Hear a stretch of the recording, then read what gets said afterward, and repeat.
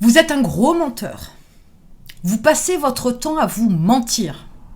C'est hyper confortable, mais ça ne fait pas grandir.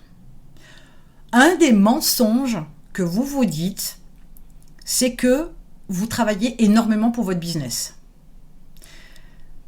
Si vous détaillez vraiment ce que vous faites, il y a fort à parier que sur une grande partie de votre temps, vous ne travaillez pas pour votre entreprise.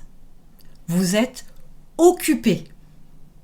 Et ça, c'est important parce que il y a beaucoup de choses que vous pourriez faire, ou que vous faites déjà d'ailleurs, qui ne sont que du travail pour travailler, qui sont que de la recherche d'informations dont vous n'avez pas forcément besoin, ou de l'apprentissage dont vous n'avez pas forcément besoin.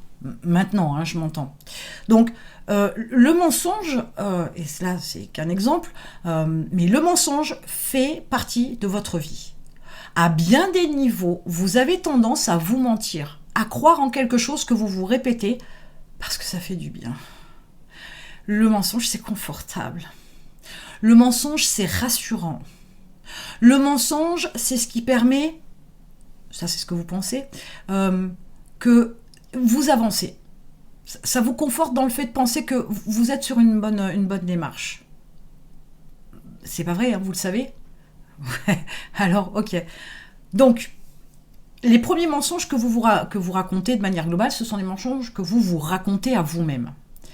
Il y a des vérités qui ne sont pas très agréables à entendre, certes, mais il y a des vérités qui vont vous transformer. Quand vous êtes capable de comprendre, et je reprends l'exemple du temps, que lorsque vous passez vos journées de 12 heures et que vous rentrez dans les détails, vous vous apercevez que vous avez passé 1 heure pour ça, une demi-heure pour ça, et puis dans la semaine, là, ça fait 4 heures pour des choses inutiles, eh bien, vous devriez vous rendre compte, et c'est la première réflexion que vous devriez vous faire, c'est « j'ai perdu un max de temps sur le chemin de ma réussite ». Pourquoi ? Parce qu'il y a plein de choses qui vous servent à rien, que vous faites pour vous occuper, pour penser que vous avez une activité dans votre business. Mais qu'est-ce qui est important ? Ben oui, il y a la partie chiffres, avec la partie compta, etc. Oui, c'est important. Est-ce que ça mériterait vraiment d'y passer autant d'heures ? Est-ce qu'on ne peut pas trouver un moyen d'automatiser, etc., ou de se faciliter la vie, ou de prendre un expert comptable, ou le payer plus cher pour qu'il vous débarrasse d'un max de trucs à ce niveau-là, de tâches à ce niveau-là ? Parce que ça fait pas rentrer de l'argent, là on gère l'argent.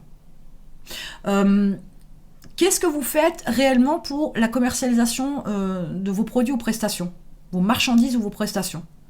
Posez-vous la question, est-ce que vous y passez une demi-heure, 1 heure par semaine ? Est-ce que vous comprenez que c'est pas suffisant ? Si votre chiffre d'affaires il est pas si élevé que ça, c'est que peut-être vous ne passez pas assez de temps là-dessus. Mais peut-être que vous passez 3-4 heures dans chaque semaine à naviguer sur Internet pour tout et pour rien. Ça, c'est très souvent. Ça veut dire aussi que peut-être que vous passez beaucoup de temps au téléphone à blablater pour rien du tout. Un appel, il doit être court, clair et précis. Je fais référence à une vidéo précédente. Au niveau de votre business, vous n'êtes pas là pour faire du social.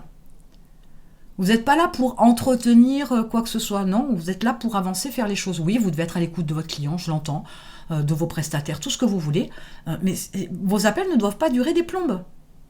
Vous perdez du temps. Ou vous cherchez à convaincre quelqu'un qui n'est pas convaincu. La vente, c'est pas particulièrement ça, l'objectif. C'est de faire signer et d'encaisser, de vendre vos prestations, vos produits, vos marchandises. Donc il est important de rentrer dans les détails des choses que vous vous dites pour savoir si véritablement vous vous dites une vérité ou vous vous mentez. Et je vous dis, là j'ai pris l'exemple du temps, mais il y en a tout un tas d'exemples de mensonges que vous vous racontez. Vous faites un minimum de chiffre d'affaires, vous sortez un petit salaire, c'est bien ce que je fais, c'est génial, j'arrive à en vivre. C'est un peu un mensonge ça, on est d'accord. Donc les mensonges, très clairement c'est mal vu, bien évidemment, il y a des mensonges par omission, etc. On pourrait gratouiller encore une fois de plus dedans, mais arrêtez de vous mentir. La vérité, elle n'est pas forcément agréable à entendre. La réalité n'est pas forcément quelque chose qu'on a envie d'entendre. Mais pour autant, la vérité, c'est ce qui vous permet d'avancer, de grandir. Le confort, le mensonge, pardon, c'est confortable et ça ne vous fait pas grandir. Ça vous leurre, ça vous emmitoufle dans un espèce de gros coton dans lequel on est bien, mais c'est pas comme ça qu'on va devenir un nuage, loin de là. Donc, la partie mensonge est une chose qu'il faut éradiquer, mais au-delà du mensonge pur et dur, c'est la manière dont vous parlez, les choses que vous pensez comme être des vérités, des faits, etc. Faites attention, parce que bien souvent, ce sont des mensonges. Et c'est ce qui vous empêche une fois de plus d'avancer, parce que vous avez une vision erronée de ce que les choses sont réellement. Et c'est ce qui vous empêche bien souvent d'avancer, parce que comme c'est confortable, on voudrait y rester. L'entrepreneuriat, c'est plutôt de l'inconsistance, de l'inconstance, de la prise de risque, etc., plutôt que du confort. Maintenant, à vous de faire le point sur ce sujet-là, et de voir où est-ce que vous vous mentez, et ensuite de regarder les choses telles qu'elles sont, avec une certaine vérité, et voir ce que vous devez changer pour pouvoir vous améliorer et développer votre business.